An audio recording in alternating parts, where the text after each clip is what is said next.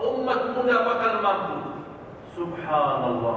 Seperti Nabi Musa tahu, Nabi Muhammad naik turun. Setiap mau turun ditahan sama Nabi Musa.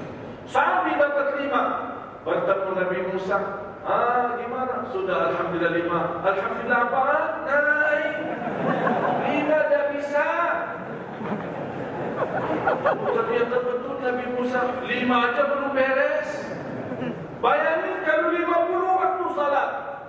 Kasihan yang baru nikah, tak bakal bisa. Salat. Setiap ini salat, setiap ini azan.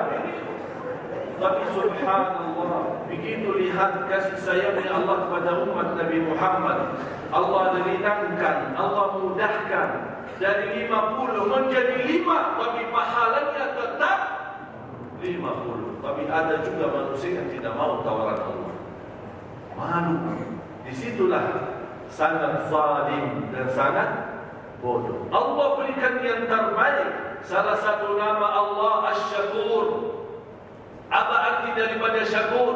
Kalau diterjemahkan bahasa Indonesia, yang maha mensyukuri. Tapi kalau ditafsirkan dalam bahasa Arab berbeda jauh.